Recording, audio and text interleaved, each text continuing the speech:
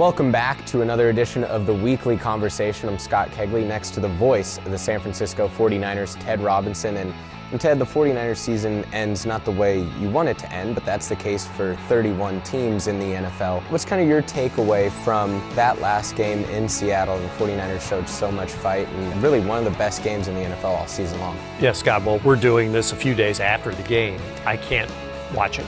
Haven't been able to watch it. I'll be honest, this one stings more than the Super Bowl. To me, in this game, 49ers had the game after 3 quarters. They played the game that they wanted to play, to win in the most difficult place to win as a visiting team in the league, and to have it slip away, basically to win the first 3 quarters, but then lose the 4th quarter is why it really stings. None of that diminishes what this team achieved. You know, to win 12 games again, to win 2 road playoff games. I mean, lost in all of this was the fact that this team was trying to do something that had never been done in the history of professional football, to win back-to-back conference championship games on the road, and to come as close as they did to pulling that off. Hey, that's a hell of a season. What's the main storyline when you look back on this 2013 season that you'll remember? The defense. The 49er defense rebounding.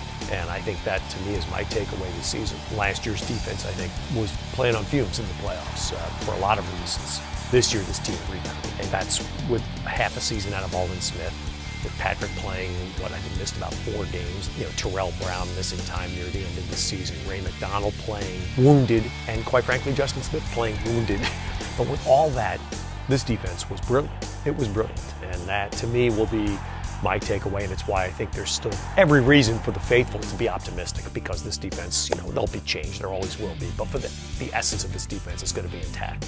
You can't keep a team together year in and year out. That's just the nature of the NFL, and the 49ers have some notable free agents to speak of. Who are the guys that you think really fit into the 49ers' plans long-term?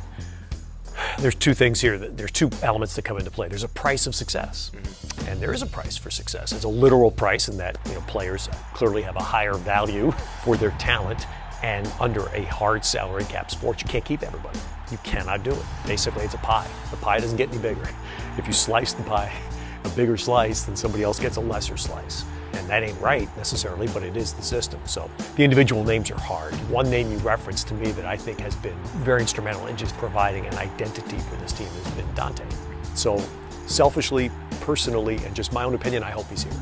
You've had a lot of amazing radio calls for the 49ers over the years and throughout your career. 63!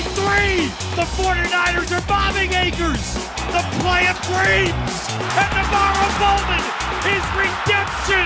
But which ones stand out to you? Well, the Vernon Post. Alex looking, got him! Post, and it's got him! Touchdown! Touchdown 49ers! But the Vernon Post, that was my first NFL playoff game.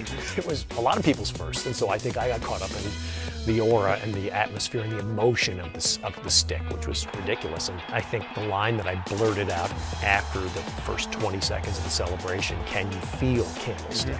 Can you feel Candlestick?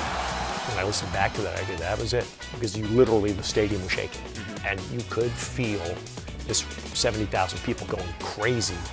That has to be up there. And I'll tell you another one that I really enjoyed was the game in Detroit in 2011. That was kind of the game to me that confirmed, I think, to everybody in this locker room, this team was real. And the 4th down touchdown from Alex to Delaney. 4th and goal at the 6. Smith takes the snap, looking, throws a slant, caught, touchdown, 49ers! Delaney Walker, money! And the 49ers silence the house. I think I said something about silences the house or something, because that they were rocking there and they were kind of riding high and they thought they had it, and boom, 4th down, touchdown, 49ers win. We go home smiling. That's the other one I remember. Not too many people talk about that one to me, but I remember that one a lot. How do you come up with some of the calls? Is it something that's just instinctual when you're in the moment and just being able to capture that experience, or is it something that you try to maybe pre-plan, at least to a minor degree? Yeah, no, really not at all. In fact, even when the 49ers won the championship game in Atlanta last year, I had no idea what I was going to say, and I just blurted out something about Super Bowl bound, and then it immediately hit me. We're going to New Orleans, so I said something about beignets and hurricanes. The San Francisco 49ers, Super Bowl bound, hurricanes and beignets for breakfast. Which some people didn't think was so funny, but we love it because it's live. And I always say if it was scripted, This would be WWE. And that's why I like this, is because it's not scripted. We don't know what's going to happen. And so part of my job is to react to it with the same emotional tone that a fan watching this would. That's the emotion of the moment.